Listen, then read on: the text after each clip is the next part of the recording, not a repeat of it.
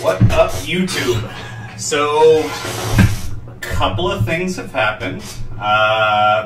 Chief among them, you might notice that I am lacking a bit of facial hair, which sadly means we can no longer remain the beardliest channel. I feel like it's an integrity check, so I'm going to be changing the name of the channel. I'll have to do some custom edits to the banners and everything like that, and really kind of rebrand everything, figure out where we're going from here.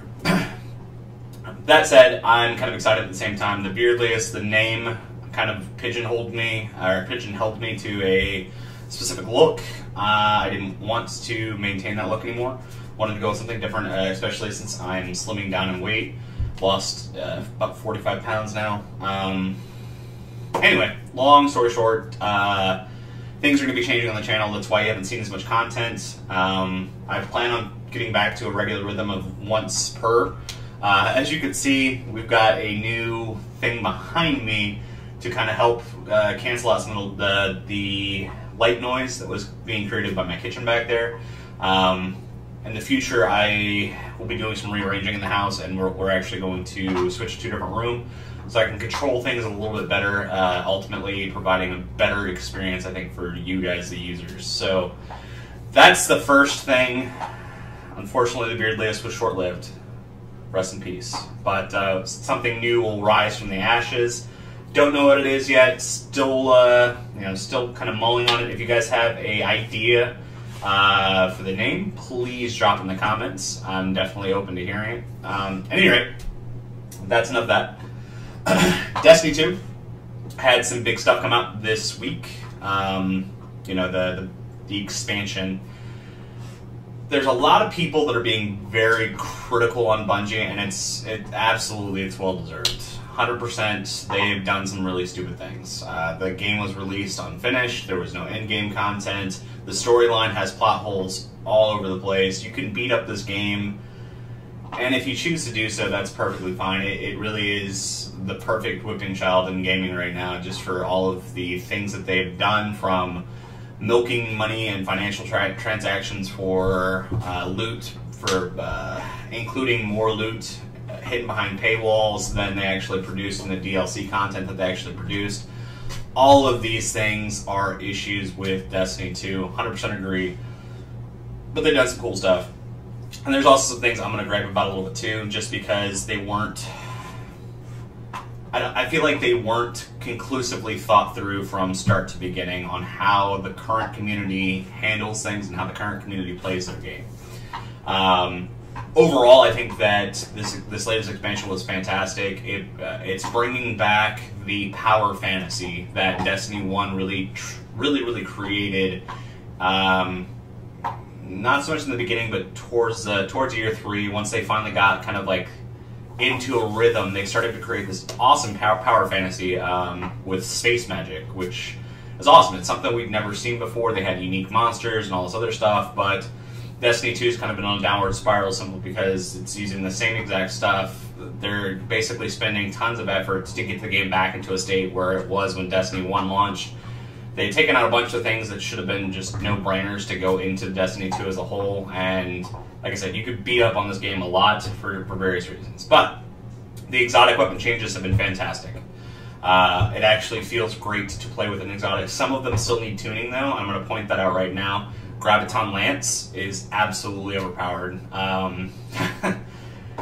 If you've used the weapon, you know why. But here's the deal. It's tuned well for PvP, for PvE, or scratch that. It's tuned well for PvE. It is tuned terribly for PvP. There's a reason why you start to see the same guns over and over again in PvP, and it's because they are proven effective. Graviton Lance is, in fact, one of those. Hi, Harley. First and foremost, that's kind of one of the grievances I have, but here's the deal. I'm glad they're starting to focus on PvE over PvP content. That said, they're adding some additional content for PvP, and I'll talk about that in a second, and it's actually fantastic. Anyway, so they did the exotic weapon changes. A lot of them have been great. Some of them, meh.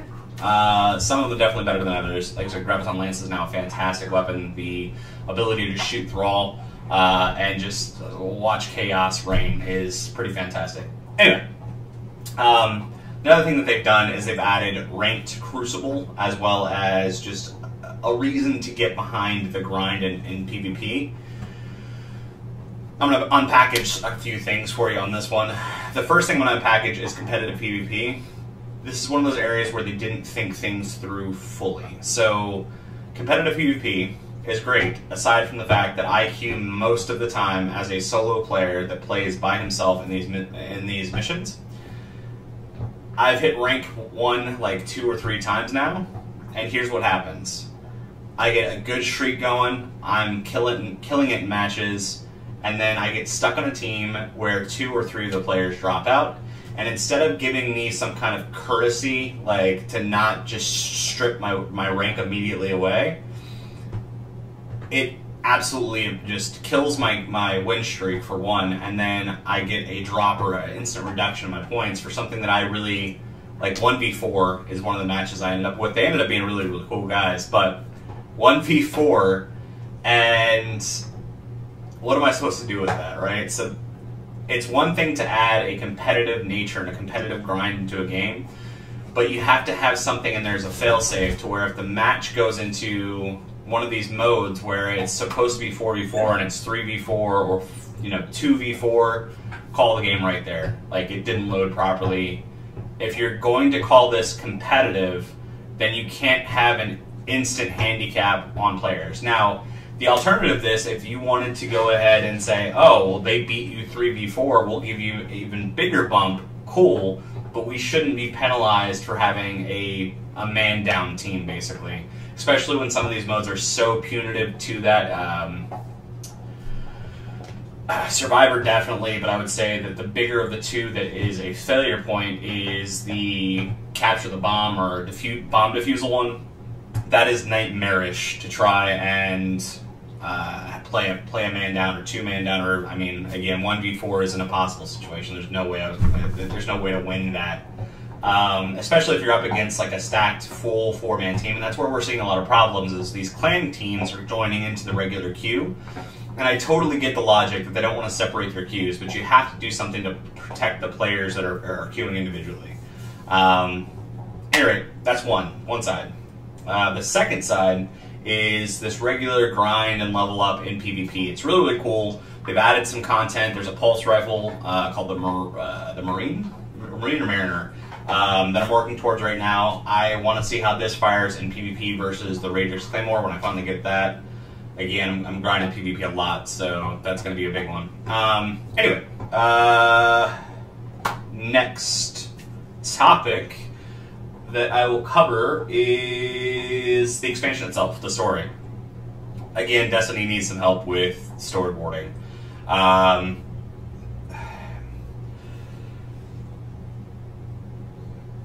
Purposeful, meaningful content. There's some really cool stuff. I don't want to ruin the storyline for you guys. There's some really cool things that we found out that are tied back to Destiny 1, and it's got a really, really cool core to it. The rest of it is covered in this poop layer. That's what I'm going to call it. It's poop. It's a really good nugget covered in poop. And the reason that I say that is you get to this planet and they're talking about the exos and how the exos were created, and they had this whole opportunity to potentially create like a lost exo army that Rasputin goes and uses, and he actually, whatever. There's 1,000 different ways they could have taken the story from there, because that's the core of this is where Rasputin is actually housed. This is also where all of the exo were created. And so you get a glimpse into how Cade was created, how Banshee 44 were created, and you also get some light on Anna Bray's sister, who was actually rumored to be the Stranger from Destiny 1. There's actually a lot of lore linking these two characters together. So you get a sense of who this Stranger character actually is, and it's fantastic. It's the first real parts of this cohesiveness, bringing Destiny 1 forward into Destiny 2 and actually building a good story. And then, like I said, there's this poop layer. There's this whole layer of poop. The Hive had apparently crashed down and were attacking Mars. Cool. the reason Rasputin was lost to us is because of this hive presence that basically buried them under the ice layer of Mars, and they all were stuck down there. And so everybody was stuck, and then Rasputin woke up, and he's launching satellites down and is starting to thaw some of the ice cap, whatever. And so these hive are waking up. Cool. Awesome. Not a problem. Don't have an issue with this yet. You play for 3 hours and you beat the storyline. That's a problem. I'll get into why in a second. But you play for 3 hours and you beat the storyline, and at the very end of the storyline there is a god of the hive, which is this big baddie. It's this big, super big worm that flies around the screen, and you have to shoot him. Why wasn't this a raid? You've built up this character that's supposed to be this god. It's like the biggest of the big that you can imagine for this expansion, and you didn't build a raid behind it. You didn't even attempt to like make it seem like it was a big deal. And then the worst part about it, and this is probably the most egregious crime of this expansion, is you took all of those missions that we'd already done and you simply turned them into strikes. So literally the same exact thing I'm doing now is a strike, and there's no reward potential whatsoever, which is the next topic I'll go into. So you created this story where you built up this character, and it's supposed to be this epic thing. I'm curious on how humanity ever fell at this point, because 3 Guardians have been able to take down everything you've thrown at it. Gaul, for instance, and I still think that that is one of the biggest failures of the game, is the fact that you had this big guy that came in, wrecked shop, stole the Traveler's power, all this other stuff, and he's dead in 5 minutes after the completion of the story. Why wasn't he a raid boss? And instead you brought in Callus, who is the emperor of blah, blah, blah, blah, blah, blah, blah. And even he's a chump in the greater scheme of things. So it goes to character building. You've not given me a reason to, A, care for any of the primary characters, so every time I stop into the tower, it's just to turn and stuff. Like, I have no connection to any of these characters on the tower anymore. The only reason I have a slight connection to Cade is because ultimately he is voiced by Nathan Fillion, and I like Nathan Fillion as an actor. That's about it. He says some witty, funny stuff.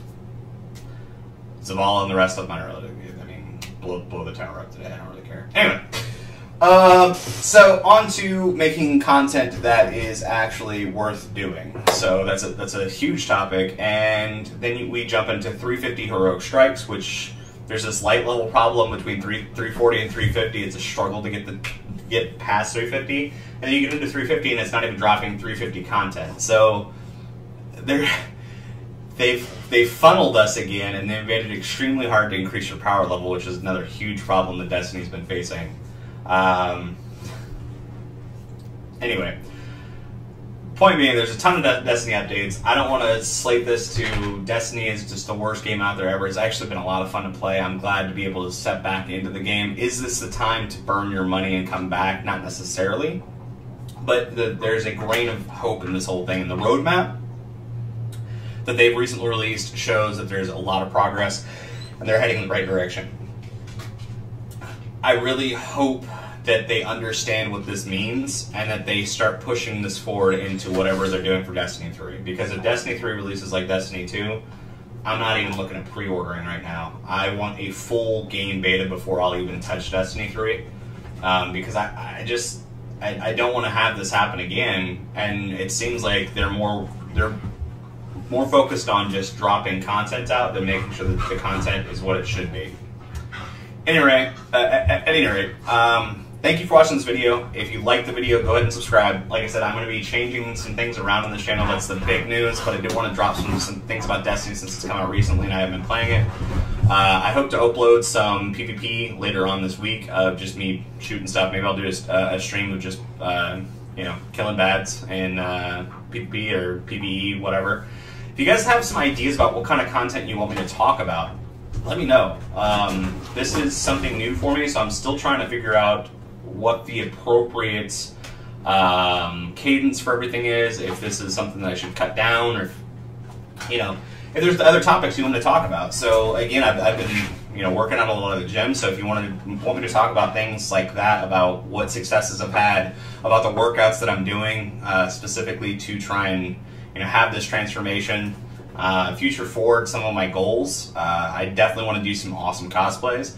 And I think that once I get to a spot with my weight, I think that there's some characters that I can do some pretty good justice with. So continuing to push the weight down will help me to aspire to those, and help me be more of a presence out there in the real world.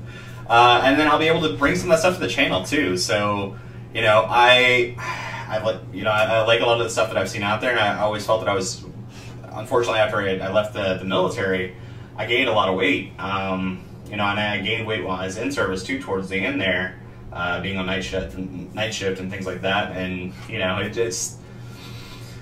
it was one of those things that became harder to do the more down and negative I was on myself, and that's something that I'm really, really working on trying to fix holistically, is just trying to be less negative. There's this term ANT, which is, I forget what it's exactly short for, but it's basically, automatic negative thoughts. So it's your brain is constantly eavesdropping on everything you say, and it's constantly chirping in with negative things that it thinks about the world. But it's not something you control, but squashing those immediately. There's a lot of science that says that getting rid of those will help you be more productive and help you be more thoughtful. And also it'll help your brain basically just consume less garbage, which is great too. So I'm working on myself a lot, and that could be something I talk about. So, I'm an open book. There's a lot of TV shows I watch, The Magician's Flash. I do like Supernatural. I've been watching that since I was in the Army. So if you want some episodes about just chatting about the things that I noticed, the things that are cool, Flash is actually starting to get really, really good. It's getting to this high point. The evil bad on this one, DeVoe, the Thinker. It seems like they found his Achilles heel, which is kind of the good build-up. Lucifer, oh man, I really liked what they did with this last season of Lucifer, and it just ended. And apparently they're now going to cancel the show. The guy that plays Lucifer says it's going to come back in some other form. I'm really hoping that's true. I really hope that they can find a platform to continue to produce that show, because there's been some great ones. Hey, puppers. Hey! Cut it out. The things that you can't edit out because you're live streaming. Anyway, I hope you like these videos. If you like them, subscribe. I'm going to cut this out now just because I think that I've been going on and on and on for a while. So if you like it, please hit that subscribe button, like it. Throw me some comments. Let me know what you guys want to see. And have a blessed day. I really hope everybody out there is doing well. Stay healthy. And again, if fitness is something you want me to talk about more, definitely let me know. Bye.